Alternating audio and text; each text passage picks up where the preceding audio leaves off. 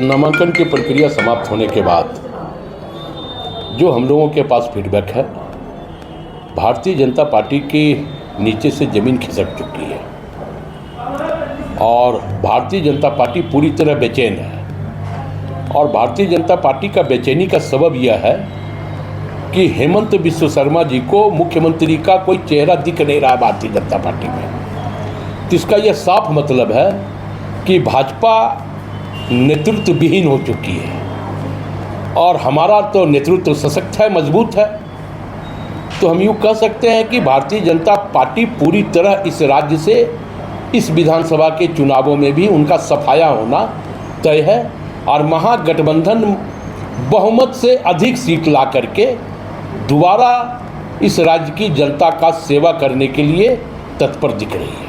जिन सीटों पर, किस सीटों पर जहाँ पे राजद भी प्रत्याशी हैं, आपके भी प्रत्याशी हैं, क्या लगता है उनका क्या कुछ सॉल्यूशन? तमाम चीज़ें संज्ञान में है, हम लोगों की बातें भी हो रही है।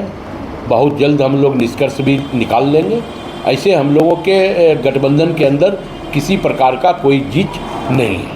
हेमंता बिस्व शर्मा ने आज बोला है कि जब तक वह 23 तारीख को CGL परीक्षा कैंसिल नहीं और गोगो दीदी योजना नहीं शुरुआत करवा देंगे, वो वापस आसाम नहीं जाएंगे। क्योंकि उन्हें यह लग गया है कि असम की जनता का भी अब हमारे ऊपर भरोसा नहीं रहा, तो गोगो दीदी योजना लागू करवाने तक नहीं। हम तो यह कह रहे हैं कि हेमंत बिस्व शर्मा यहाँ के प्रदेश अध्यक्ष बन करके रह जाए।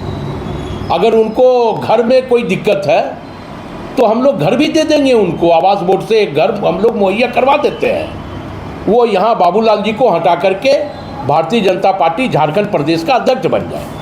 क्योंकि गोगो दीदी योजना अब इस राज्य में लागू नहीं हो सकती। इस राज्य में मैया सम्मान योजना लागू है, तो मैया सम्मान योजना जब लागू है तो गोगो दीदी सम्मान योजना लागू नहीं हो सकती। इसलिए हेमंत बिस्व शर्मा को फिर यहीं रहना पड़ेगा और जब यहीं रहना पड़ेगा तो क्या करेंगे बेचारे, तो वो भाजपा के प्रदेश अध्यक्ष बन जाए।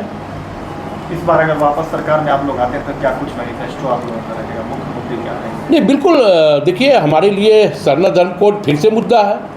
हमारे लिए राज्य के अंतिम व्यक्ति तक कैसे विकास की किरण को पहुंचा सकते हैं, ये हमारे लिए मुद्दा है और सरकार इसके लिए 5 सालों तक काम भी किया है।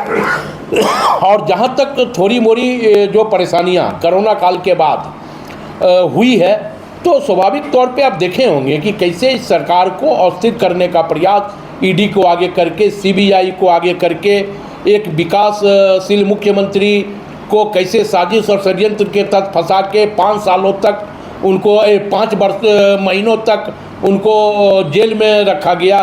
तो ये तमाम चीज़ें हैं, लेकिन फिर भी हम मजबूती के साथ, तो चट्टानी एकता के साथ खड़े हैं।